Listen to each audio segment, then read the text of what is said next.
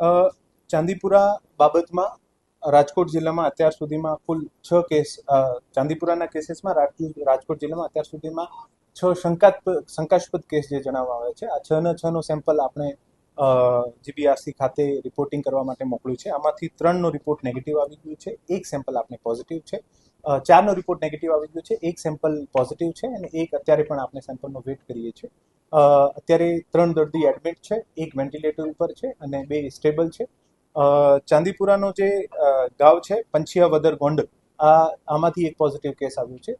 પંછિયાવદર ગોંડલમાં 200થી વધુ ઘરોમાં 10,000થી 1,000થી વધુ આબાદીનો સર્વે કરવામાં આવ્યું છે. ત્યાં જેટલા પણ સસ્પેક્ટેડ કેસ છે, હેલ્થની 5 થી 6 ટીમો દ્વારા એવરી ડે આની સર્વેલન્સની કામગીરી અને જે આપણે આને ડસ્ટિંગ કરીએ છીએ, આ ડસ્ટિંગની કામગીરી સાથે સાથે પોઝિટિવ કેસીસની પેરીમીટરમાં ઇન્ડોર રેઝિડ્યુઅલ સ્પ્રે કહેવાય છે, IRS જેને કહેવાય છે, આ સ્પ્રેની કામગીરી પણ ચાલી રહી છે.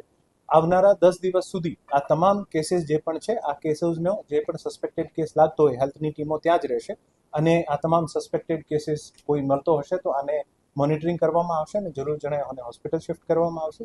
સાથે સાથે આપણે સેન્ડ ફ્લાયના નમૂના પણ લેતા હોઈએ છીએ ત્યાંથી, તો 5 જેવી સેન્ડ ફ્લાયને આપણે કેપ્ચર કરીને પણ ટેસ્ટિંગ માટે ગાંધીનગર ખાતે મોકલવામાં આવશે. સેન્ડ ફ્લાય જે છે, આનું જે સેન્ડ ફ્લાય એક વેક્ટર છે, આનું જે વાયરસ છે અને રેબડો વાયરસ કહેવાય છે.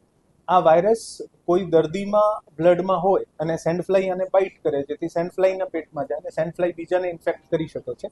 આ જે વાયરસ છે, આ ચાંદીપુરા ડીજી છે, આ 15 વર્ષથી ઓછા બાળકોમાં ગંભીર બનતી હોય છે અને તમામ જે પણ આ વિસ્તારના માણસો છે અને મારી ખાસ વિનંતી છે કે ચાંદીપુરાના કેસીસ જ્યાં હોય, જ્યાં જૂના ઘર હોય અને ક્રેક્સ હોય, આ ક્રેક્સમાં સેન્ડ ફ્લાય રહેતી હોય છે.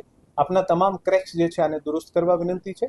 સાથે સાથે તંત્ર દ્વારા ત્યાં જે પણ સંભવિત વિસ્તાર છે ત્યાં ડસ્ટિંગની કામગીરી જે મેલાથિયોનથી આપણે કરીએ છીએ, આને માટે પણ તંત્રની ટીમો ત્યાં છે, આપ સંપર્ક કરી શકો છો અને તંત્ર પ્રોએક્ટિવલી આ તમામ ઘરોની ડસ્ટિંગ પણ કરે છે. સાથે સાથે આ વિસ્તારના તમામ રહીશોને મારી વિનંતી છે કે અત્યારે જે પણ નાના બાળકો છે અને મોસ્કિટો નેટ જે પ્રેફરેબલી હોય તો આમાં રાખવામાં આવે, જેથી સેન્ડ ફ્લાય બાઇટ નહીં કરી શકે.